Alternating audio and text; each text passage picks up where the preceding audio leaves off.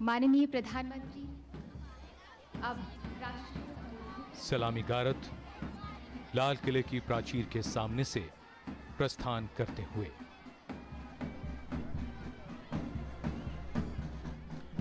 हमारा राष्ट्रीय ध्वज, हमारा तिरंगा, हमारे देश का सम्मान, हमारा स्वाभिमान।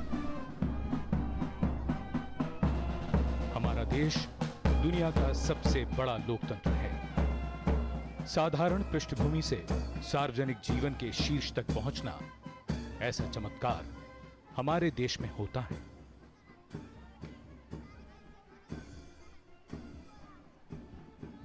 और अब कुछ ही क्षणों में प्रधानमंत्री नरेंद्र मोदी राष्ट्र को संबोधित करेंगे।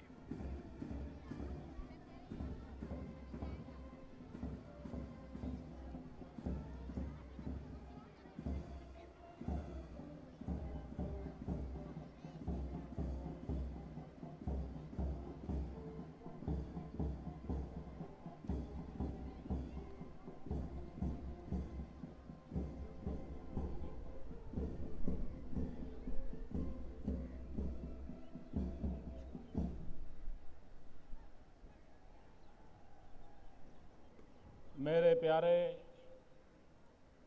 देशवासियों, आज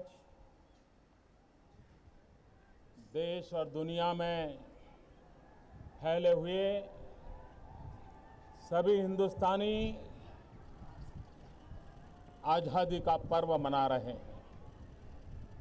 इस आज़ादी के पावन पर्व पर प्यारे देशवासियों को भारत के प्रधान सेवक की अनेक अनेक शुभकामनाएं।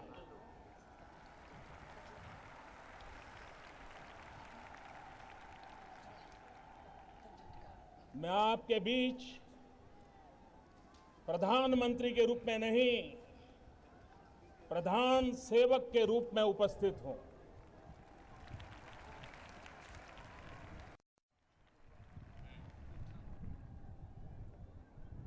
देश के आजादी का जंग कितने वर्षों तक लड़ा गया, कितनी पीढ़ियां खप गई, अनगिनत लोगों ने बलिदान दिए, जवानी खपा दी, जेल में जिंदगी गुजार दी। देश की आजादी के लिए मर मिटने वाले, समर्पित उन सभी आजादी के सिपाहियों को मैं शत शत वंदन करता हूं, नमन करता हूं।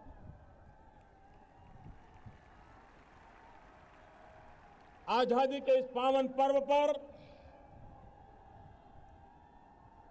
भारत के कोटि कोटि जनों को भी मैं प्रणाम करता हूं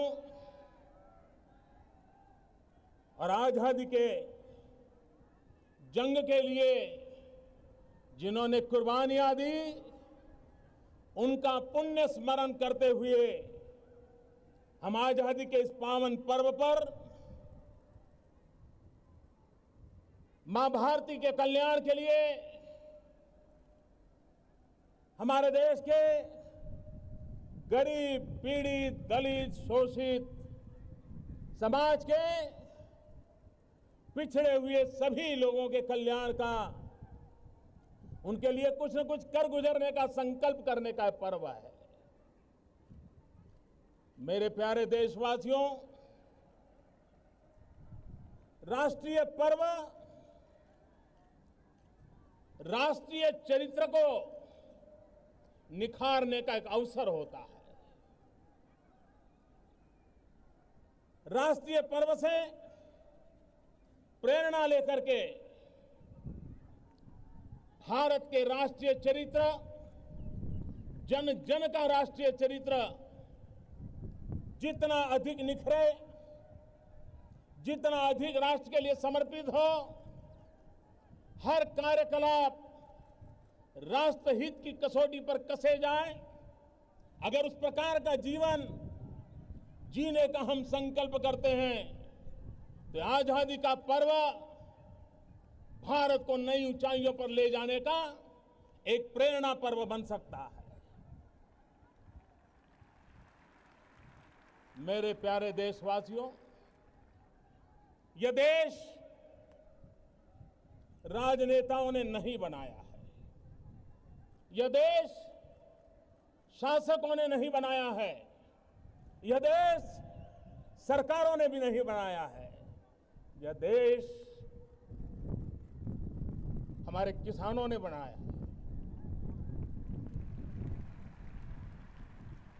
हमारे मजदूरों ने बनाया है। हमारी उन माताओं बहनों ने बनाया है। हमारे उन नौजवानों ने बनाया है।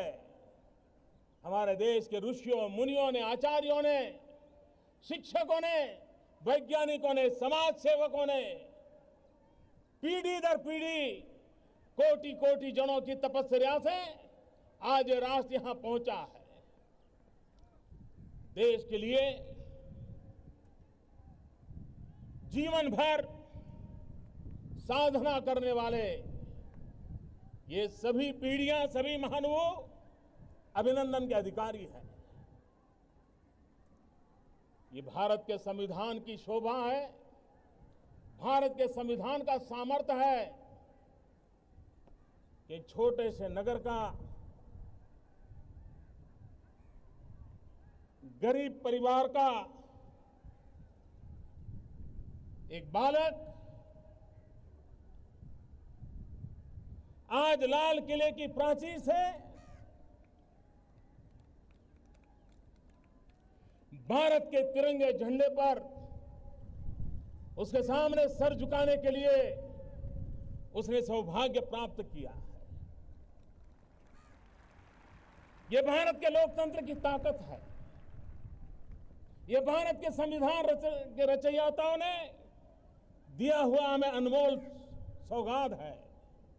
मैं भारत के संविधान के निर्माताओं को इस पर नमन करता हूं। भाइयों बहनों, आजादी के बाद देश आज जहां पहुंचा है उसमें इस देश के सभी प्रधानमंत्रियों का योगदान है। इस देश की सभी सरकारों का योगदान है। इस देश के सभी राज्यों की सरकारों का भी योगदान है। मैं वर्तमान भारत की उस ऊंचाई पर ले जाने का प्रयास करने वाले सभी पूर्व सरकारों को, सभी पूर्व प्रधानमंत्रियों को, उनके सभी कामों को जिसके कारण राष्ट्र का गौरव बढ़ा है, उन सब के प्रति इस पल आदर का भाव व्यक्त करना चाहता हूं। मैं आभार की अभिव्यक्ति करना चाहता हूं।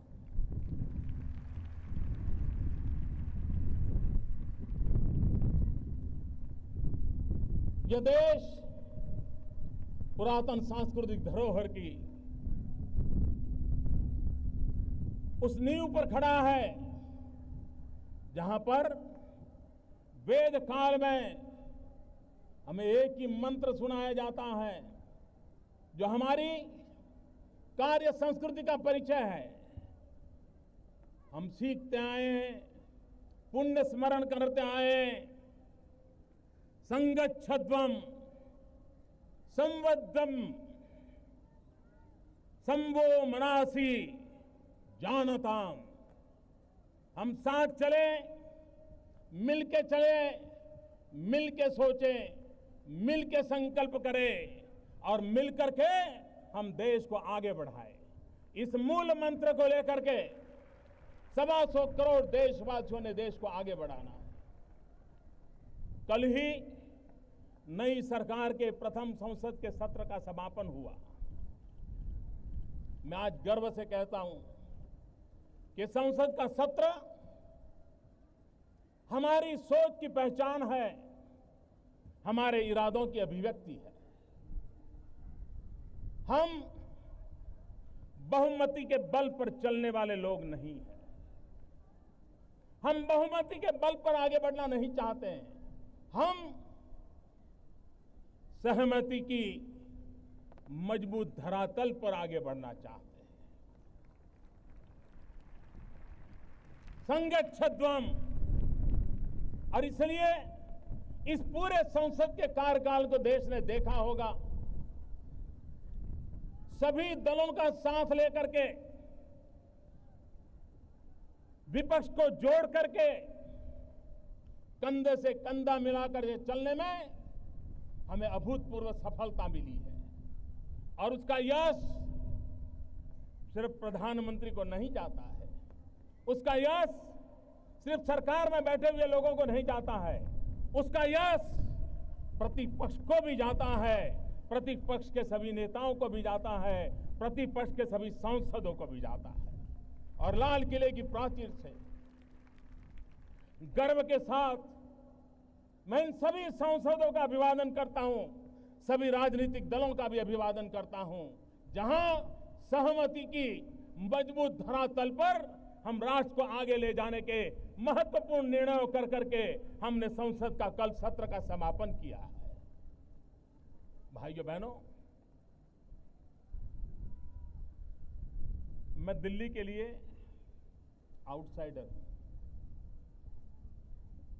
मैं दिल्ली की दुनिया का इंसान नहीं हूं, मैं यहां के राजकाज को भी नहीं जानता हूं,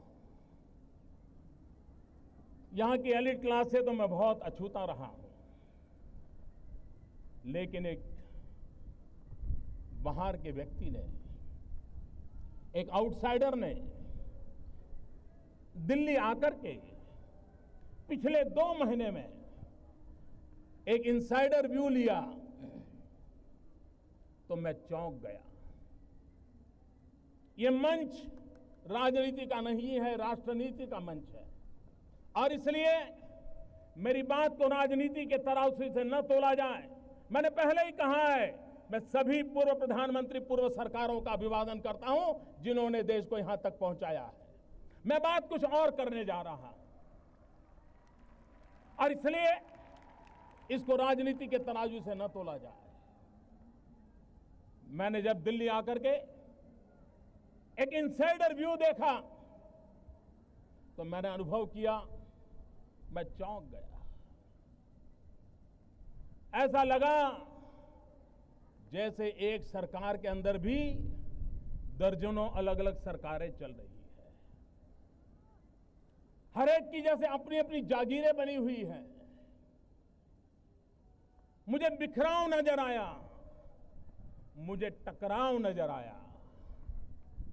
एक डिपार्टमेंट दूसरे डिपार्टमेंट से भीड़ रहा है और यहां तक भीड़ रहा है कि सुप्रीम कोर्ट के दरवाजे खटखटा करके एक ही सरकार के 2 डिपार्टमेंट आपस में लड़ाई लड़ रहे हैं। ये बिखराव, ये टकराव, एक ही देश के लोग हम देश को कैसे आगे बढ़ा सकते हैं। और इसलिए मैंने कोशिश प्रारंभ की है उन दीवारों को गिराने की। मैंने कोशिश प्रारंभ की है, सरकार एक असेंबल एंटिटी नहीं बट एक ऑर्गेनिक यूनिटी बने, ऑर्गेनिक एंटिटी बने। एक रस हो सरकार, एक लक्ष्य, एक मन, एक दिशा, एक गति, एक मति। इस मुकाम पर हम देश को चलाने का संकल्प करें, हम चल सकते हैं। आपने कुछ दिन पहले, इन दिनों अखबारों में चर्चा चलती है कि मोदी जी की सरकार आ गई, अफसर लोग समय पर सरकार ऑफिस जाते हैं, समय पर ऑफिस खुल जाती है, लोग पहुंच जाते हैं। मैं देख रहा था हिंदुस्तान के नेशनल न्यूज़पेपर कहे जाए, टीवी मीडिया कहा जाए, ये प्रमुख रूप से खबरें छप रही थी। सरकार के मुखिया के नाते तो मुझे आनंद आ सकता है कि देखो भाई, सब समय पे चलना शुरू होगा, सफाई होने लगी। लेकिन मुझे आनंद नहीं आ रहा था, मुझे पीड़ा हो रही थी। वो बात मैं आज पब्लिकली कहना चाहता हूं। इसलिए कहना चाहता हूं, क्या इस देश में सरकारी अफसर समय पर दफ्तर जाएं, ये कोई न्यूज होती है क्या? और अगर वो न्यूज बनती है तो हम कितने नीचे गए हैं, कितने गिरे हैं, इसका वो सबूत बन जाती है। और इसलिए भाइयों बहनों, सरकारें कैसे चली हैं,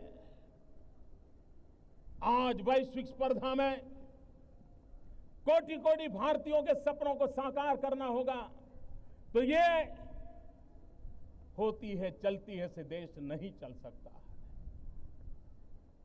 जन सामान्य की आशा आकांक्षाओं की पूर्ति के लिए शासन व्यवस्था नाम का जो पुर्जा है, जो मशीन है, उसको और धारदार बनाना है, और तेज बनाना है, और गतिशील बनाना है।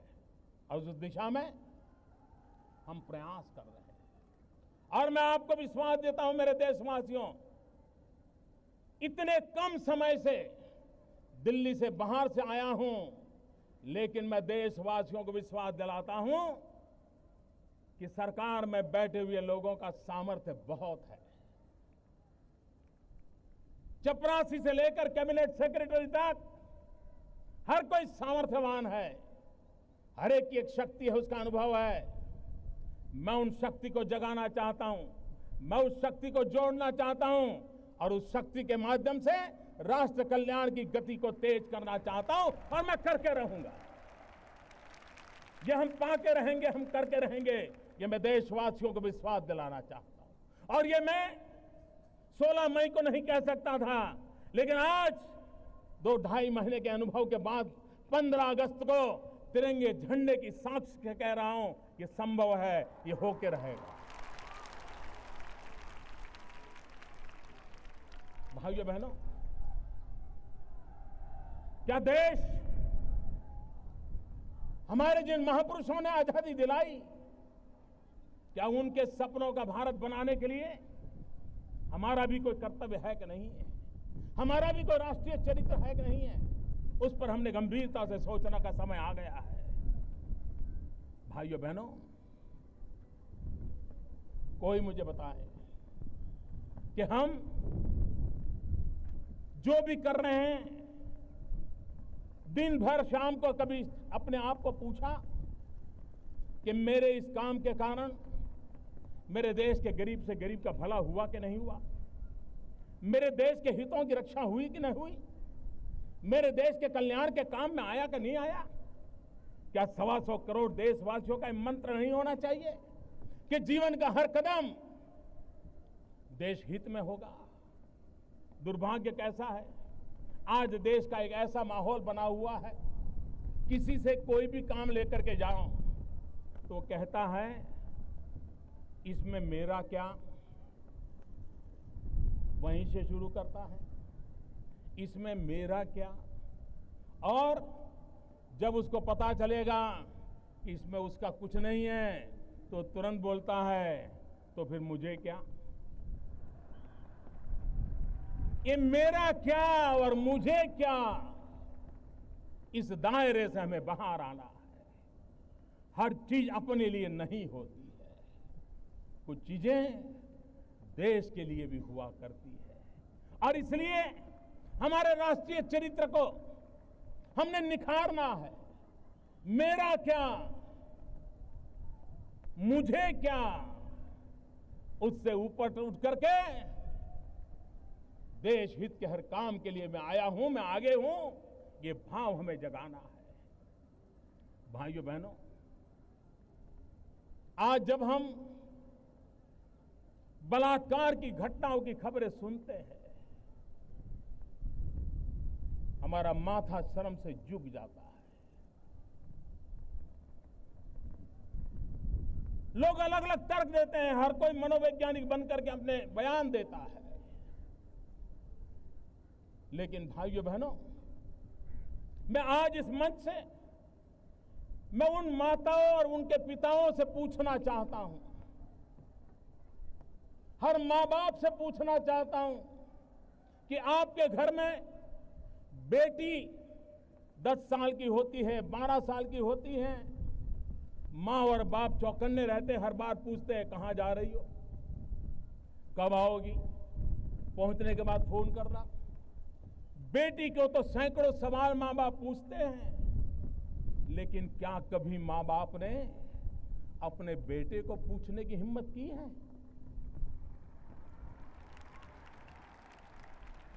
कहां जा रहे हो, क्यों जा रहे हो, कौन दोस्त है? आखिर बलात्कार करने वाला किसी का बेटा तो है, उसके भी तो कोई न कोई मां बाप है। क्या मां बाप के नाते हमने अपने बेटे को पूछा कि तुम क्या कर रहे हो, कहां जा रहे हो? अगर हाँ, मां बाप तय करें तो हमने बेटियों पे जितने बंधन डाले हैं, कभी बेटों पर भी डाल करके देखो तो सही, उसे कभी पूछो तो सही। भाइयों बहनों, कानून अपना काम करेगा, कठोरता से करेगा, लेकिन समाज के नाते भी, हर मां बाप के नाते हमारा दायित्व है। कोई मुझे कहे, ये जो बंदूक कंधे पर उठा करके निर्दोषों के मौत घाट उतारने वाले लोग, कोई माओवादी होंगे, कोई आतंकवादी होंगे, वो किसी न किसी के तो बेटे हैं। मैं उन मां बाप से पूछना चाहता हूं, क्या आपके बेटे से कभी इस रास्ते पर जाने से पहले पूछा था कभी आपने? हर मां बाप जिम्मेवारी ले। इस गलत रास्ते पर ले गया हुआ आपका बेटा निर्दोषों की जान लेने के पर उतारू है। न वो अपना भला कर पा रहा है, न अपने परिवार का भला कर पा रहा है, और न ही देश का भला कर पा रहा है। और मैं हिंसा के रास्ते पर गए हुए उन नौजवानों से कहना चाहता हूं, आप जो भी आज हैं, कुछ न कुछ तो भारत माता ने आपको दिया है, तब पहुंचे हैं। आप जो भी हैं, आपके मां बाप ने आपको कुछ तो दिया है, तब है। मैं आपसे पूछना चाहता हूं, कंधे पर बंदूक लेकर के आप धरती को लाल तो कर सकते हो, लेकिन कभी सोचो, अगर कंधे पर हल होगा तो हरियाली धरती कितनी प्यारी लगेगी, कितनी प्यारी लगेगी। कब तक हम इस धरती को लहूलुहान करते रहेंगे? कब तक हम निर्दोषों की जान लेते रहेंगे? और हमने पाया क्या? हिंसा के रास्ते ने हमें कुछ नहीं दिया है। भाइयों बहनों, मैं पिछले दिनों नेपाल गया था। नेपाल में मैंने सार्वजनिक रूप से पूरे विश्व के आकर्षण करने वाली एक बात कही थी। एक जमाना था, सम्राट अशोक जिसने युद्ध का रास्ता लिया था, लेकिन हिंसा को देख करके युद्ध छोड़ बुद्ध के रास्ते पर चले गए थे। मैं देख रहा हूं कि नेपाल में कोई एक समय था जब नौजवान रास्ते हिंसा के चल पड़े थे, लेकिन आज वही नौजवान संविधान की प्रतीक्षा कर रहे हैं। उन्हीं के साथ जुड़े लोग संविधान के निर्माण में लगे हैं। और मैंने कहा था, शस्त्र छोड़ करके शास्त्र के रास्ते पर चलने का अगर नेपाल एक उत्तम उदाहरण देता है, तो विश्व के हिंसा के रास्ते पर गए हुए नौजवानों को वापिस आने की प्रेरणा दे सकता है। भाइयों बहनों, बुद्ध की भूमि नेपाल अगर संदेश दे सकती है, तो क्या भारत की भूमि दुनिया को संदेश नहीं दे सकती है? और इसलिए समय की मांग है, हम हिंसा का रास्ता छोड़े, भाईचारे के रास्ते पर चले। भाइयों बहनों, सदियों से किसी न किसी कारणवश सांप्रदायिक तनाव से हम गुजर रहे हैं। देश विभाजन तक हम पहुंच गए। आजादी के बाद भी कभी जातिवाद का जहर, कभी सांप्रदायवाद का जहर, ये पापाचार कब तक चलेगा? किसका भला होता है? बहुत लड़ लिया, बहुत लोगों को काट लिया, बहुत लोगों को मार दिया। भाइयों बहनों, एक बार पीछे मुड़ करके देखिए, किसी ने कुछ नहीं पाया है, सिवाय भारत मां के अंगों पर दाग लगाने के सिवा हमने कुछ नहीं किया है। और इसलिए मैं देश के उन लोगों से आह्वान करता हूं, जातिवाद का जहर हो, संप्रदायवाद का जहर हो, प्रांतवाद का जहर हो, ऊंच नीच का भाव हो, ये देश को आगे बढ़ाने में रुकावट है। एक बार मन में तय करो, 10 साल के लिए मॉरिटोरियम तय करो, 10 साल तक इन सारे तनावों से हम मुक्त समाज की ओर जाना चाहते हैं। और आप देखिए, शांति, एकता, सद्भावना, भाईचारा हमें आगे बढ़ने में कितनी ताकत देते। एक बार देखो मेरे देशवासियों, मेरे शब्द पे भरोसा कीजिए और मैं आपको विश्वास दिलाता हूं, अब तक किए हुए पापों को, उस रास्ते को छोड़ें, सद्भावना, भाईचारे का रास्ता अपनाएं और हम देश को आगे ले जाने का संकल्प करें। मुझे विश्वास है कि हम इसको कर सकते हैं। भाइयों बहनों, जैसे जैसे विज्ञान आगे बढ़ रहा है, हमें आधुनिकता की एक मन में भाव जगता है और हम करते क्या है? क्या कभी सोचा है आज हमारे देश में सेक्स रेशियो का क्या हाल है? 1000 लड़कों के सामने 940 बेटियां पैदा होती हैं। ये समाज में असंतुलन कौन पैदा कर रहा है? ईश्वर तो नहीं कर रहा है। मैं उन डॉक्टरों से अनुरोध करना चाहता हूं, आपकी तिजोरी भरने के लिए किसी मां के गर्भ में पल रही बेटी को मत मारिए।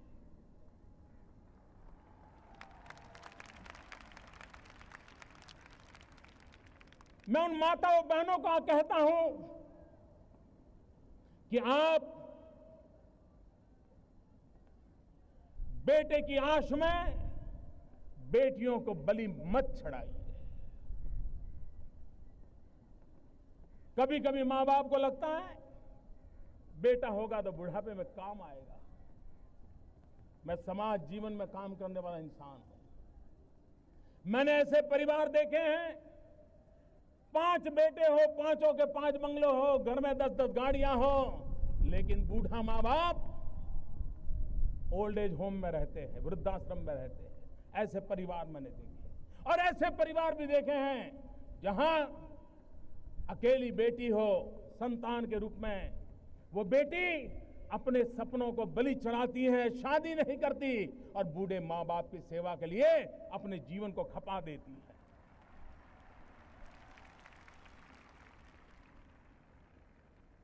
यह असमानता, मां के घर में बेटियों की हत्या, ये 21वीं सदी के मानव का मन कितना कलुषित, कलंकित, कितना दाग भरा है, उसका प्रदर्शन कर रहा है। इससे हमें मुक्ति लेनी होगी और यही तो आजादी के पर्व का हमारे लिए संदेश है। अभी राष्ट्रमंडल के खेल हुए, भारत के खिलाड़ियों ने भारत को गौरव दिलाया है। करीब 69 जीतने, 64 जीतने हमारे खिलाड़ी मेडल लेके आए हैं, लेकिन उसमें 29 बेटियां हैं। गर्व करें और ताली बजाइए उन बेटियों के लिए।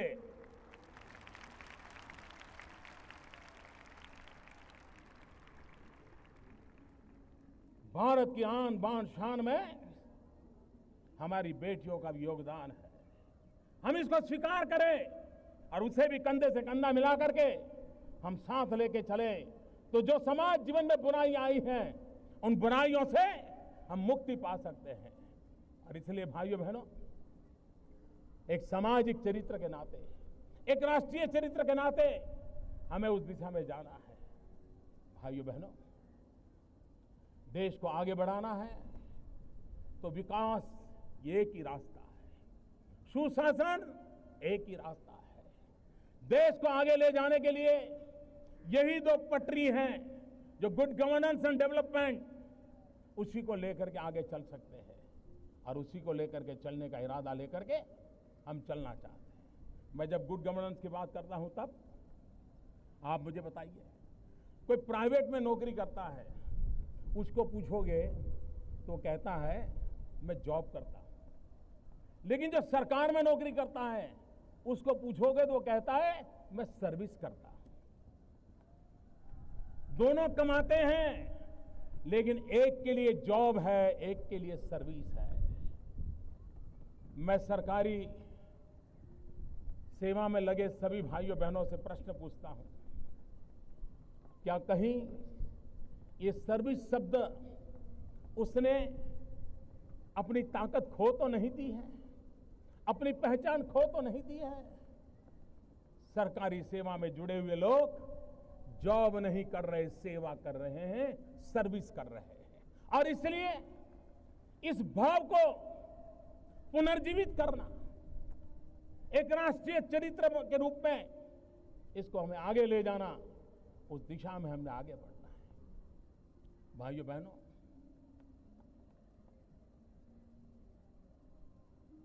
क्या देश के नागरिकों ने राष्ट्र के कल्याण के लिए कदम उठाना चाहिए कि नहीं उठाना चाहिए? आप कल्पना कीजिए, 125 करोड़ देशवासी एक कदम चले तो ये देश 125 करोड़ कदम आगे चला जाएगा।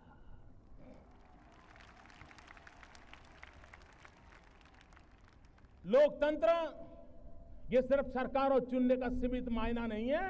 लोकतंत्र 125 करोड़ नागरिक और सरकार कंधे से कंधा मिलाकर के देश की आशा आकांक्षाओं की पूर्ति के लिए काम करे, ये लोकतंत्र का फायदा है। हमें जनभागीदारी करनी है, पीपल्स प्राइवेट पार्टनरशिप के साथ में आगे बढ़ना है।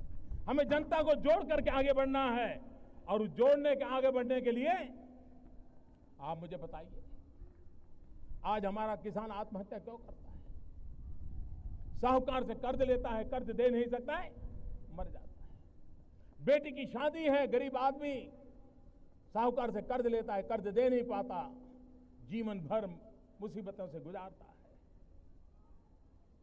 उन मेरे गरीब परिवारों की रक्षा कौन करेगा? भाइयों बहनों, इस आजादी के पर्व पर मैं एक योजना को बहुत तेज आगे बढ़ाने का संकल्प करने के लिए आपके पास आया हूं। एक प्रधानमंत्री जन धन योजना, इस प्रधानमंत्री जन धन योजना के माध्यम से हम देश के गरीब से गरीब लोगों को बैंक अकाउंट की सुविधा से जोड़ना चाहते हैं। आज करोड़ों करोड़ों परिवार हैं जिसके पास मोबाइल फोन तो है, लेकिन बैंक अकाउंट नहीं है। यह स्थिति हमें बदलनी है। देश की आर्थिक संसाधन गरीब के काम आए, इसकी शुरुआत यहीं से होती है। यही तो है जो खिड़की खोलता है। और इसलिए प्रधानमंत्री जन धन योजना के तहत जो अकाउंट खोलेगा उसको डेबिट कार्ड दिया जाएगा, और डेबिट कार्ड के साथ हर गरीब परिवार को 1 लाख रुपया का बीमा सुनिश्चित कर दिया जाएगा, ताकि उसके जीवन में कोई संकट आया तो उसके परिवारजनों को 1 लाख रुपए का बीमा मिल सकता है। भाइयों बहनों, यह देश नौजवानों का देश है। 65% देश की जनसंख्या 35 से कम आयु की है। हमारा देश विश्व का सबसे ऊंचा नौजवान देश है। क्या हमने कभी इसका फायदा उठाने के लिए सोचा है?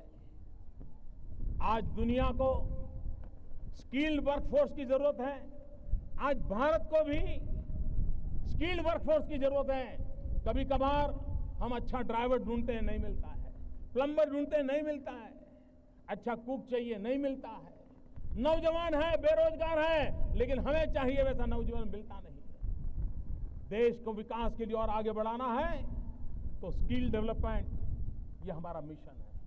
और स्किल इंडिया हिंदुस्तान के कोटि कोटि नौजवानों को स्किल हुनर सीखें, उसके लिए पूरे देश में जान और घिसी पिटी व्यवस्थाओं से नहीं, उनको वो स्किल मिले जो उन्हें आधुनिक भारत बनाने में काम आए। वो दुनिया के किसी भी देश में जाएं तो उनके हुनर की सराहना हो। और हम 2 प्रकार के विकास को लेकर के चलना चाहते हैं। हम ऐसे नौजवानों को भी तैयार करना चाहता हूं जो जॉब क्रिएटर हो, और जो जॉब क्रिएट करने का सामर्थ्य नहीं रखते, संजोग नहीं है, वे विश्व के किसी भी कोने में जाकर के आंख में आंख मिला करके अपने बाहुबल के द्वारा, अपने उंगलियों के हुनर के द्वारा, अपने कौशल्य के द्वारा विश्व का हृदय जीत सके, ऐसे नौजवानों का सामर्थ्य हम तैयार करना चाहते हैं। भाइयों बहनों, स्किल डेवलपमेंट को बहुत तेजी से आगे बढ़ाने का संकल्प लेकर मैं करना चाहता हूं। भाइयों बहनों, विश्व बदल चुका है।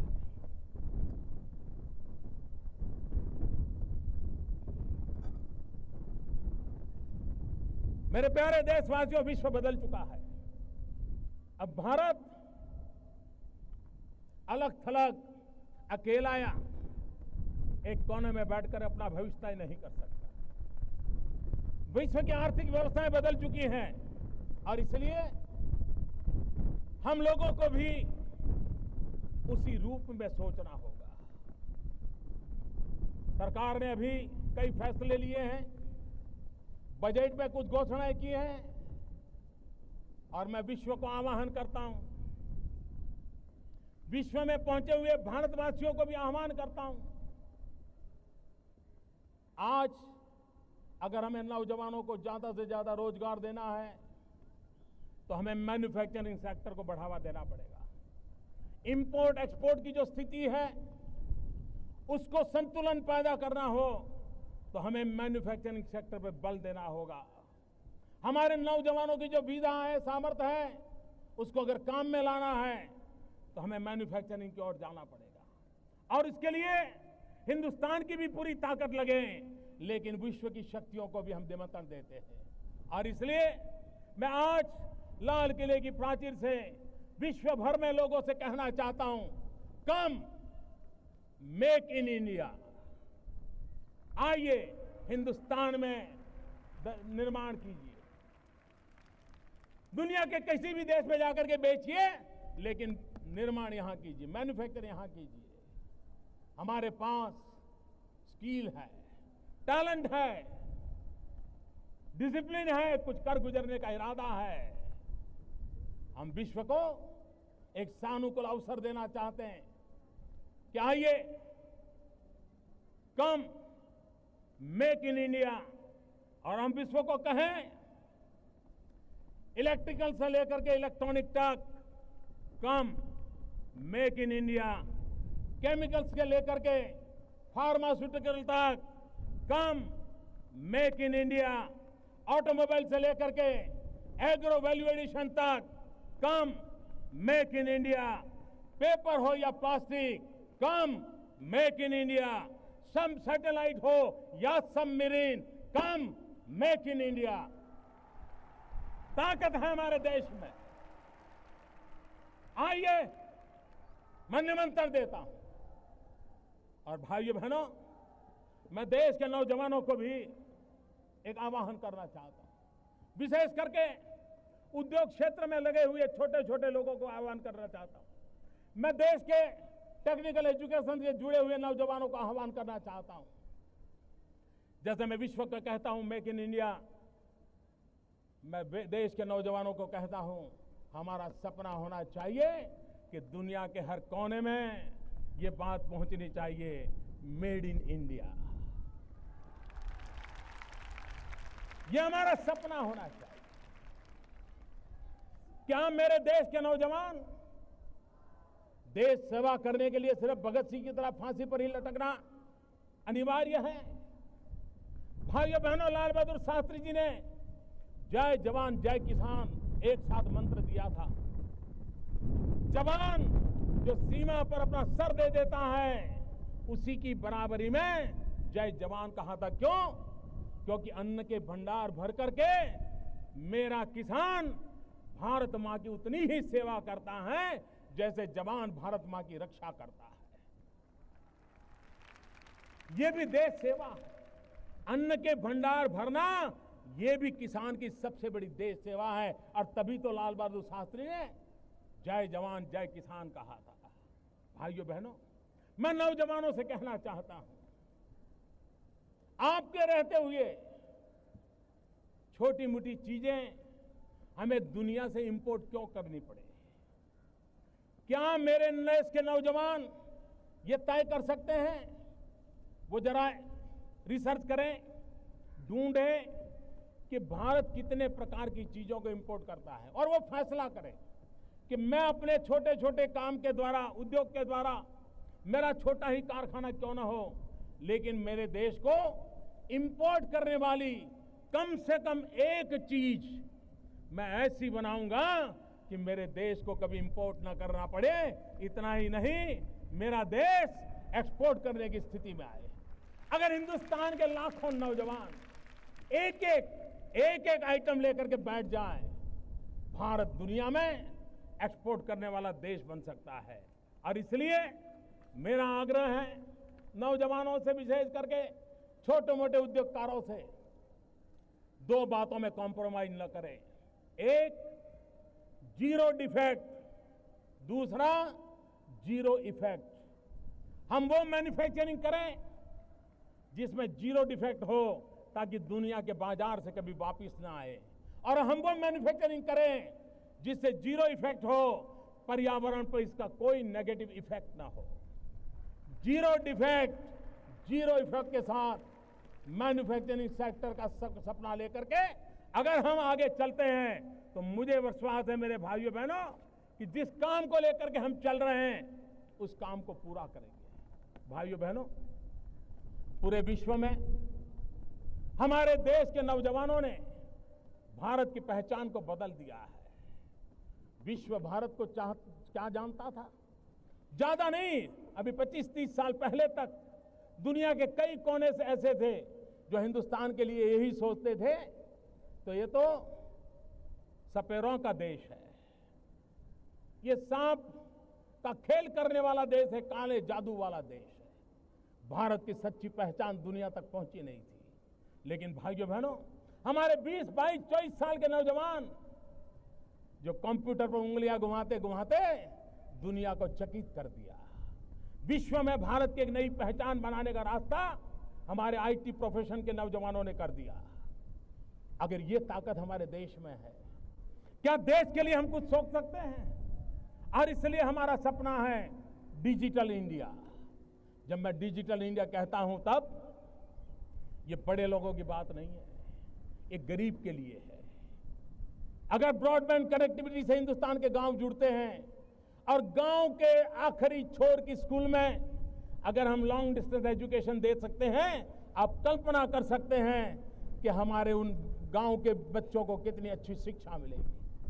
जहां डॉक्टर नहीं पहुंच पाते, अगर हम टेली मेडिसिन का नेटवर्क खड़ा करें तो वहां पर बैठे हुए गरीब व्यक्ति को भी किस प्रकार की दवाई की दिशा में जाना, उसका स्पष्ट मार्गदर्शन मिल सकता है।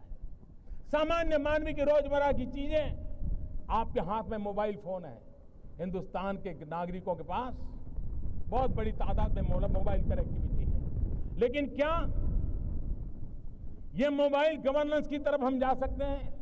अपने मोबाइल से वो बैंक अकाउंट ऑपरेट करे, गरीब आदमी वो सरकार से अपनी चीजें मांग सके, वो अपनी अर्जी पेश करे, अपना सारा कारोबार अपने चलते चलते मोबाइल गवर्नेंस के द्वारा कर सके।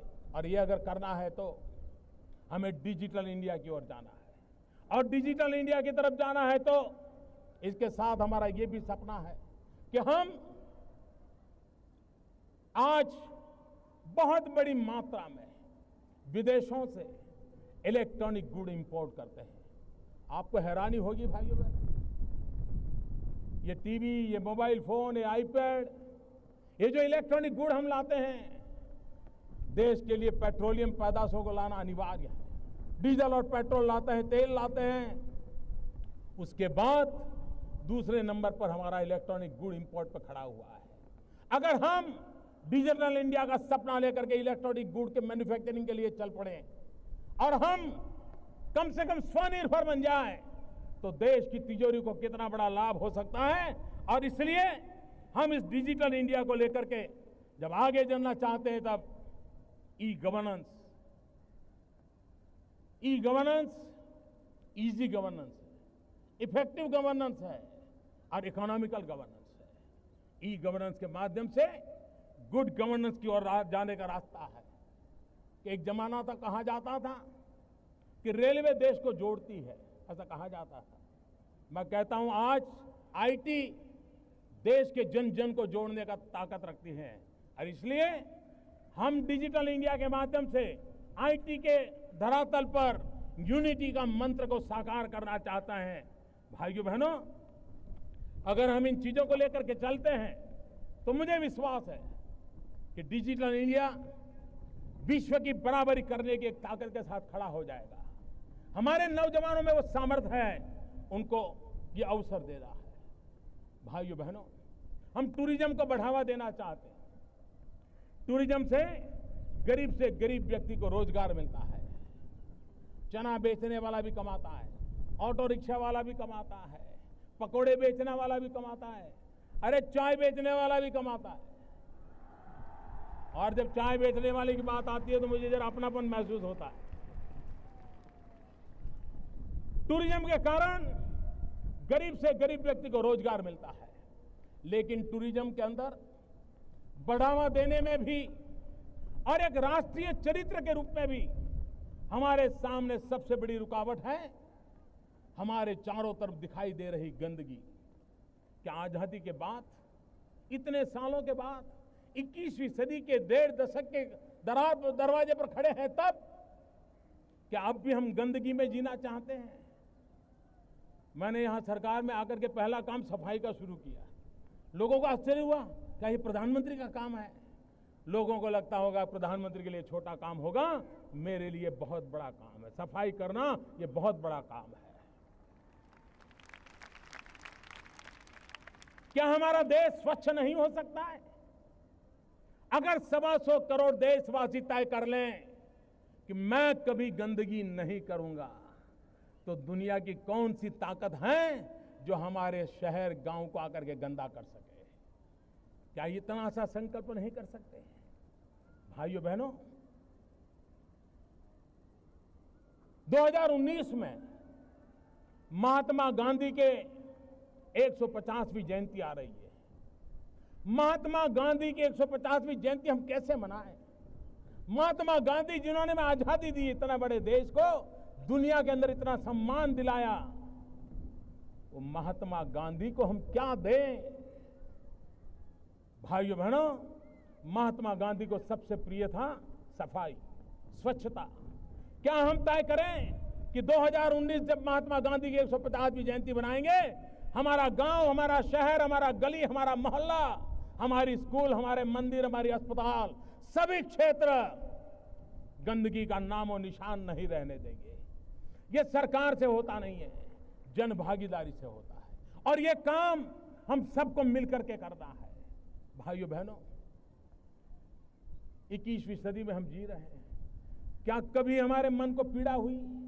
आज भी हमारी माताओं बहनों को खुले में शौच के लिए जाना चाहते हैं? डिग्निटी ऑफ विमेन, क्या ये हम सबका दायित्व नहीं है? बेचारी गांव की मां बहनें अंधेरे का इंतजार करती हैं। जब तक अंधेरा नहीं जाता है, वो शौच के लिए नहीं जा पाती है।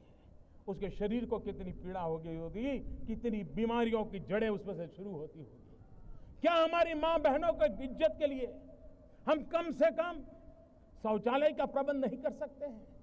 भाइयों बहनों, किसी को लगेगा कि 15 अगस्त का इतना बड़ा महोत्सव बहुत बड़ी बड़ी बातें करने का अवसर होता है। भाइयों बहनों, बड़ी बातों का महत्व है, घोषणाओं का भी महत्व है, लेकिन कभी कभी घोषणाएं ऐषणाएं जगाती हैं, और जब घोषणाएं परिपूर्ण नहीं होती हैं, तब समाज निराशा की गर्त में डूब जाता है। और इसलिए हम उन बातों को ही कहने के पक्षधर हैं जिसको हम अपने देखते देखते पूरा कर पाए। और इसलिए मैं कहता हूं, भाइयों बहनों, आपको लगता होगा क्या लाल किले से सफाई की बात करना, लाल किले से टॉयलेट की बात बताना, ये कैसा प्रधानमंत्री है? भाइयों बहनों, मैं नहीं जानता हूं मेरी कैसी आलोचना होगी, इसे कैसे लिया जाए, लेकिन मैं मन से मानता हूं। मैं गरीब परिवार से आया हूं, मैंने गरीबी देखी,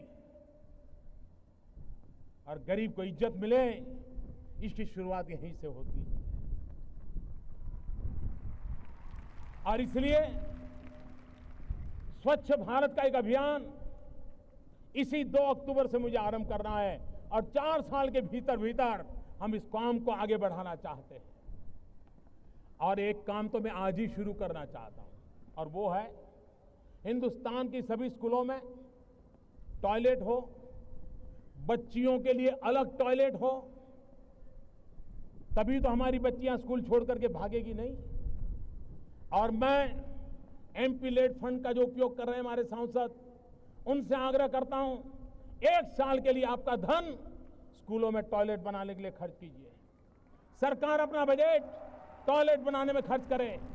और मैं देश के कॉरपोरेट सेक्टर को भी आह्वान करना चाहता हूं, कॉरपोरेट सोशल रिस्पॉन्सिबिलिटी के तहत आप जो खर्च कर रहे हैं, आप उसमें प्राथमिकता स्कूलों में टॉयलेट बनाने के लिए दीजिए। सरकार के साथ मिलकर के, राज्य सरकारों के साथ मिलकर के 1 साल के भीतर भीतर अगली 15 अगस्त को जब हम यहां खड़े हो, तब विश्वास के साथ खड़े हो, कब हिंदुस्तान की कोई स्कूल ऐसी नहीं है कि जहां बच्चे और बच्चियों के लिए अलग टॉयलेट का निर्माण होना बाकी है। भाइयों बहनों, अगर हम सपने लेकर के चलते हैं तो सपने पूरे भी होते हैं। मैं आज एक विशेष बात और करना चाहता हूं।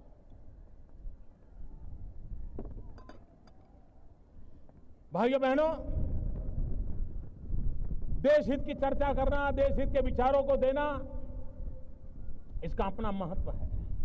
लेकिन हमारे सांसद वे कुछ करना भी चाहते हैं, लेकिन उन्हें अवसर नहीं मिलता है। वो अपनी बात बता सकते हैं, सरकार को चिट्ठी लिख सकते हैं, आंदोलन कर सकते हैं, मेमोरेंडम दे सकते हैं, लेकिन फिर भी खुद को कुछ करने का अवसर मिलता नहीं है। मैं एक नए विचार को लेकर के आज आपके पास आया। हमारे देश में प्रधानमंत्री के नाम से कई योजनाएं चल रही हैं, कई नेताओं के नाम से ढेर सारी योजनाएं चल रही हैं, लेकिन मैं आज संसद के नाम से एक योजना घोषित करता हूं, संसद आदर्श ग्राम योजना।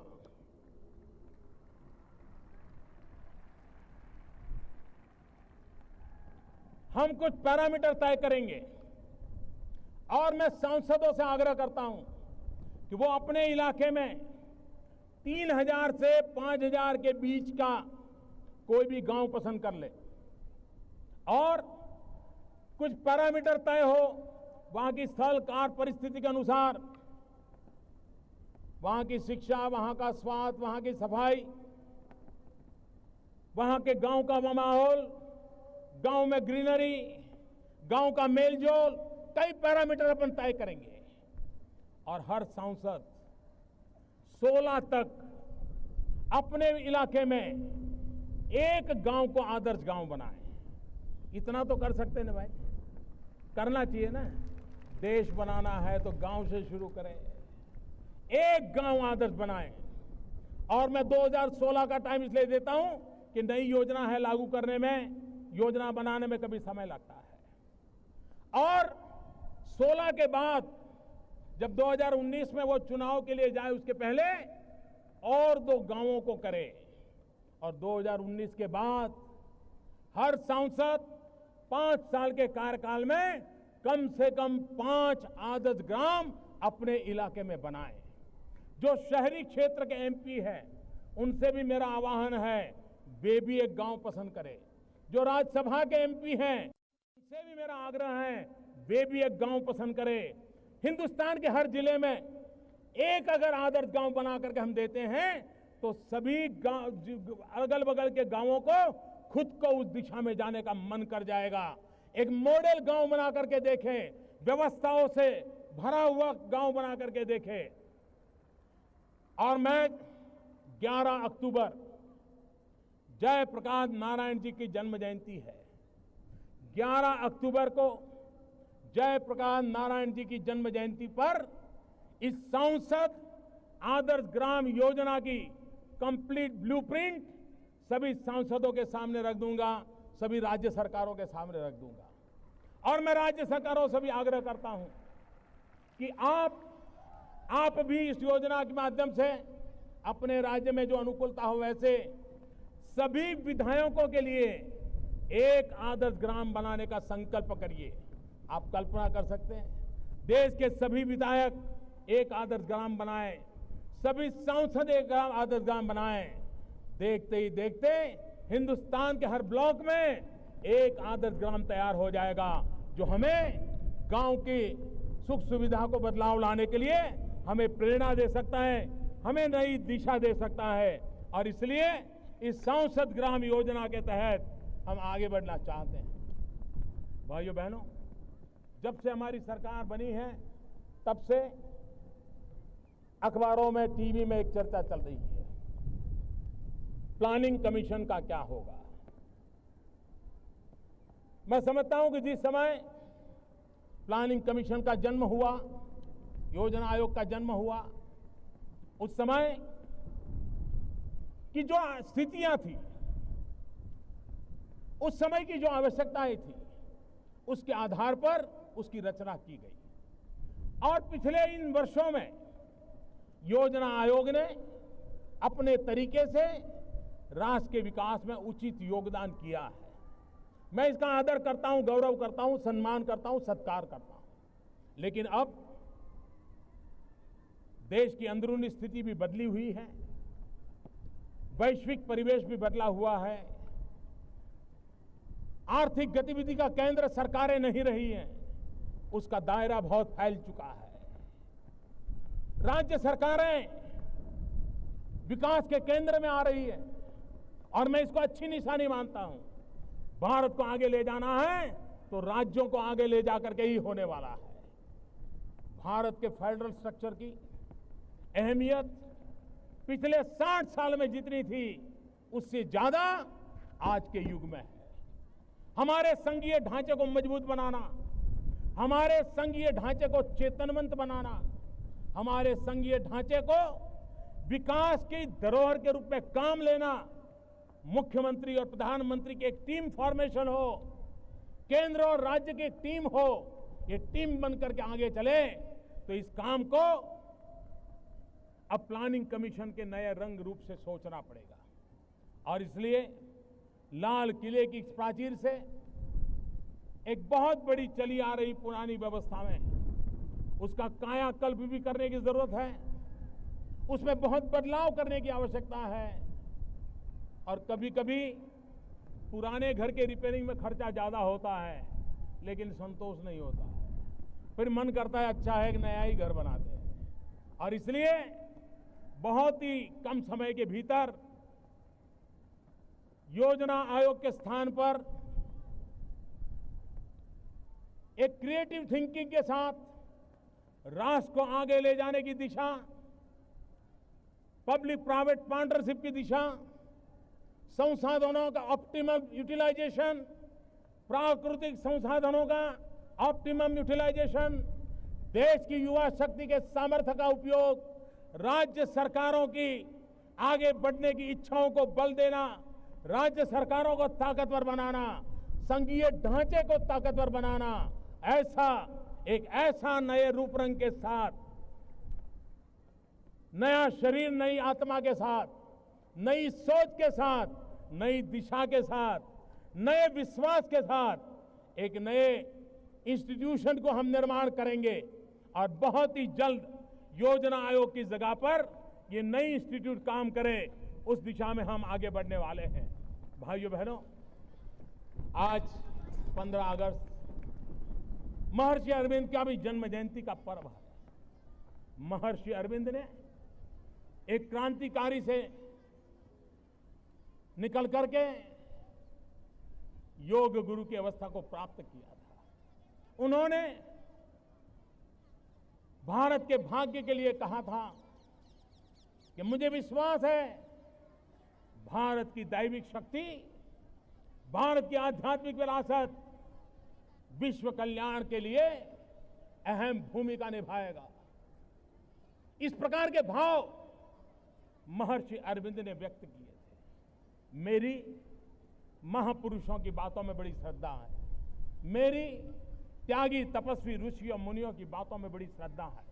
और इसलिए मुझे आज लाल किले की प्राचीर से स्वामी विवेकानंद जी के वो शब्द याद आ रहे हैं, जब स्वामी विवेकानंद जी ने कहा था कि मैं मेरी आंखों के सामने देख रहा हूं विवेकानंद जी के शब्द थे।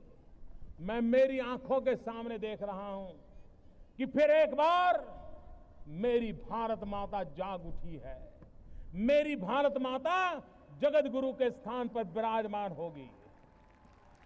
हर भारतीय मानवता के कल्याण के काम आएगा। ये भारत की विरासत विश्व के कल्याण के लिए काम आएगी। ये शब्द स्वामी विवेकानंद जी ने अपने तरीके से कहे थे। भाइयों बहनों, विवेकानंद जी के शब्द कभी असत्य नहीं पुरवार हो सकते। स्वामी विवेकानंद जी के शब्द भारत को जगत गुरु देखने का उनका सपना, उनकी दीर्घदृष्टि, उस सपने को पूरा करना हम लोगों का कर्तव्य है। दुनिया का ये सामर्थ्यवान देश, प्रकृति से हरा भरा देश, नौजवानों का देश आने वाले दिनों में विश्व के लिए बहुत कुछ कर सकता है। भाइयों बहनों,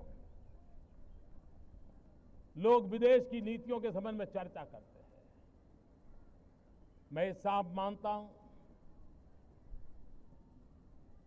भारत की विदेश नीति के कई आयाम हो सकते हैं, लेकिन एक महत्वपूर्ण बात है जिस पर मैं अपना ध्यान केंद्रित करना चाहता हूं। क्या हम आजादी की जैसे लड़ाई लड़े, मिलजुल करके लड़े थे? तब तो हम अलग नहीं थे, हम साथ साथ थे। कौन सी सरकार हमारे साथ थी? कौन से शस्त्र हमारे पास थे? एक गांधी थे, सरदार थे और लक्षावधि स्वतंत्र सेनानी थे, और इतनी बड़ी सल्तनत थी। और सल्तनत के सामने हम आजादी का जंग जीते कि नहीं जीते, विदेशी ताकतों को परास्त किया कि नहीं किया, भारत छोड़ने के लिए मजबूर किया कि नहीं किया? हम ही तो थे, हमारे ही तो पूर्वज थे जिन्होंने ये सामर्थ्य दिखाया था। समय की मांग है। सत्ता के बिना, शासन के बिना, शस्त्र के बिना, साधनों के बिना भी इतनी बड़ी सल्तनत को हटाने का काम अगर हिंदुस्तान की जनता कर सकती है, तो हम भाइयों बहनों क्या गरीबी को हटा नहीं सकते? क्या हम गरीबी को परास्त नहीं कर सकते? क्या हम गरीबी के खिलाफ लड़ाई जीत नहीं सकते? मेरे 125 करोड़ मेरे प्यारे देशवासियों, आओ आओ हम संकल्प करें, हम गरीबी को परास्त करें, हम विजय श्री को प्राप्त करें, भारत से गरीबी का उन्मूलन हो, उस सपनों को लेकर के हम चले। और पड़ोसी देशों के पास भी यही तो समस्या है। क्यों न हम सार्क देशों के सभी साथी दोस्त मिलकर के गरीबी के खिलाफ लड़ाई लड़ने का की योजना न बनाएं? हम मिलकर के लड़ाई लड़ें, गरीबी को परास्त करें। एक बार देखें तो सही, मरने मारने की दुनिया को छोड़ करके जीवित रखने का आनंद क्या होता है। यही तो भूमि है जहां सिद्धार्थ के जीवन की घटना थी। एक पंछी को एक भाई ने तीर मार दिया और एक दूसरे भाई ने तीर निकाल करके बचा लिया। मां के पास गए, पंछी किसका, हंस किसका? मां ने पूछा, मारने वाले का, बचाने वाला? मां ने कहा बचाने वाले का। मारने वाले से बचाने वाले की ताकत और होती है, और वही तो आगे जाकर के बुद्ध बन जाता है, वही तो आगे जाकर के बुद्ध बन जाता है। और इसलिए मैं पड़ोस के देशों से मिलजुल करके गरीबी के खिलाफ लड़ाई के लड़ने के लिए सहयोग चाहता हूं, सहयोग करना चाहता हूं। और हम मिलकर के, सार्क देश मिलकर के हम दुनिया में अपनी अहमियत खड़ी कर सकते हैं। हम दुनिया में एक ताकत बन के उभर सकते हैं। आवश्यकता है हम मिलजुल करके चले, गरीबी से लड़ाई जीतने का सपना लेकर के चले, कंधे से कंधा लेकर के चले। मैं भूटान गया, नेपाल गया, सार्क देशों के सभी महानुभाव शपथ समारोह में आए। एक बहुत अच्छी शुभ शुरुआत हुई है। सुनिश्चित रूप से अच्छे परिणाम मिलेंगे, मेरा विश्वास है। और देश और दुनिया में भारत की ये सोच, हम देशवासियों का भला करना चाहते हैं और विश्व के कल्याण में काम आ सके, ऐसा हिंदुस्तान हाथ फहराना चाहता है। इन सपनों को लेकर के पूरा करके आगे बढ़ने का हम प्रयास कर रहे हैं। भाइयों बहनों, आज 15 अगस्त को देश के लिए कुछ न कुछ करने का संकल्प लेकर के चलेंगे। हम देश के लिए काम आए, देश को आगे बढ़ाने का संकल्प लेकर चलेंगे।